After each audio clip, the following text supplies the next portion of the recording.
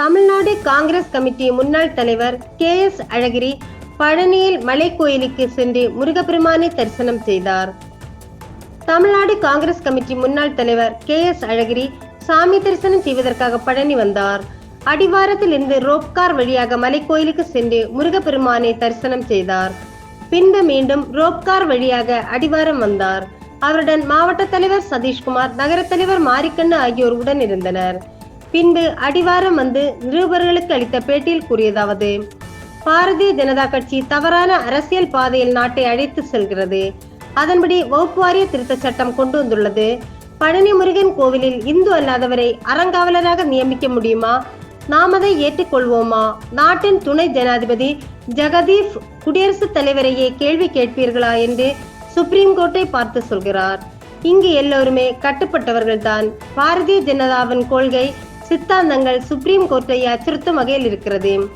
தமிழக முதலமைச்சர் மு.க. ஸ்டாலின் கவர்னருக்கு எதிரான வழக்கில் சட்டத்தின் வழியில் நின்று வெற்றி பெற்று வேந்தர் ஆகியிருக்கிறார். ஆனால் அதை கவர்னரால் தாங்கிக் கொள்ள முடியவில்லை. தமிழகத்தில் பாரதிய ஜனதாவுடன் வலிமையற்ற கூட்டணி அமைத்திருக்கிறார் எடப்பாடி பழனிசாமி.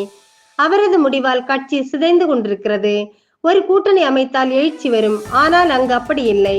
பாரதிய ஜனதா அதிமுக கூட்டணி என்பது எழுச்சி இல்லாத கூட்டணி. ஆனால் எங்கள் கூட்டணி 45% வாக்கு பெற்றுள்ளோம். வருகிற சட்டமன்ற தேர்தலில் அன்றைய சூழலை பொறுத்து சீட்டுகள் முடிவு செய்யப்படும். இந்து மதம் குறித்து சர்ச்சைக்குரிய வகையில் அமைச்சர் பொன்முடி பேசியது தவறானது. அதற்காக அவர் தண்டிக்கப்பட்டிருக்கிறார். அதை பெரிதுபடுத்த தேவையில்லை என்று அவர் கூறினார். அதனாலதான் இந்தியா பலமா ஆச்சு, இந்தியா சுதந்திரம் அடைஞ்சது. இன்னைக்கு இந்தியா உலகத்துல ஒரு வலிமை மிக்க நாடாக இருப்பதற்கு காரணம் அந்த ஒற்றுமை உணர்வு தான். பிரிச்சுக்கிட்டு போனா அதை வெற்றி பெற. இன்னைக்கு பாகிஸ்தான் ஏன் வெற்றி பெறல? பாகிஸ்தான்ல இருந்து வங்காளதேசம் ஏன் பிரிஞ்சுது?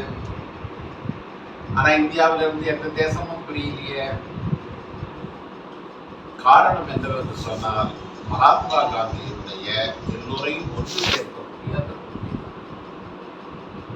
இன்னைக்கு நீங்க வக்ஃப் சட்ட திருத்தத்தை கொண்டாந்து நியாயமா?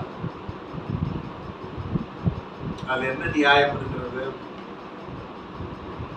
இன்னைக்கு பழனி கோயில்ல அறங்காவலராக இந்து அல்லாத 2 பேரை நியமிக்க நாம் ஏற்றுக்கொள்வோமா? நான் மத சார்பின்மை கருத்துடையவன். ஆனா என்னுடைய பழனி கோயில்ல நான் எப்படி இருக்கணும்னு நினைக்கிறேன்னா, இந்துக்கள் தான் அதுல அறங்காவலர்களாக இருக்க வேண்டும் என்று நான் நினைக்கிறேன். தப்பு இல்லை. இதுல கொண்டாந்து இந்து அல்லா